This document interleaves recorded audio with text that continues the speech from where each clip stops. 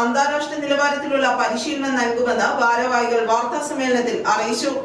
Indian speed skating ടീമിന്റെ വിദേശ പരിശീലകനായ ഗുലിയോ റെവാസിയുടെ നേതൃത്വത്തിൽ ജൂലൈ 7 മുതൽ 17 വരെ Perumbavoor Nellimolam Asiads international speed skating അക്കാദമിയിൽ സ്പീഡ് സ്കേറ്റിംഗ് ക്യാമ്പും Asian roller derby technical committee chairman Sandeep ഭട്നാഗറിന്റെ നേതൃത്വത്തിൽ റോളർ ഡെർബി പരിശീലനവും നടക്കുന്നു.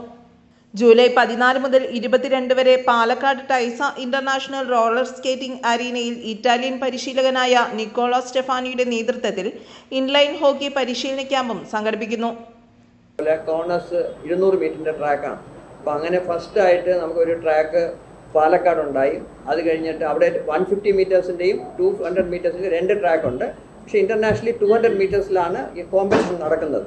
പിന്നെ പെരുമ്പാവൂരിൽ 2 വർഷത്തിന് മുമ്പ് സിയാദിൻ്റെ പേഴ്സണൽ ഇൻട്രസ്റ്റിൽ ഡെവലപ്പ് ചെയ്ത ട്രാക്കാണ് പെരുമ്പാവൂരുള്ളത്. ഇവിടെ വെച്ച് കഴിഞ്ഞ വർഷം ഓപ്പൺ നാഷണൽ ചാമ്പ്യൻഷിപ്പ് നടത്തിയിരുന്നു. സ്റ്റേറ്റ് ചാമ്പ്യൻഷിപ്പ് ഇപ്പോൾ ഇവിടെയാണ് നടക്കുന്നത്.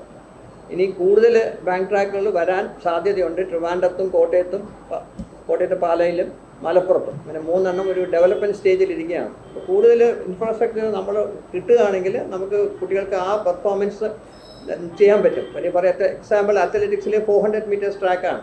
അപ്പോൾ ഒരു 100 മീറ്റേഴ്സ് ട്രാക്കിൽ കിടന്ന് ഓടി പ്രാക്ടീസ് ചെയ്യുന്ന ഒരു കുട്ടിക്ക് 400 മീറ്റേഴ്സിൽ പോയി ഒരു കോമ്പറ്റീഷന് ബുദ്ധിമുട്ട് വരും.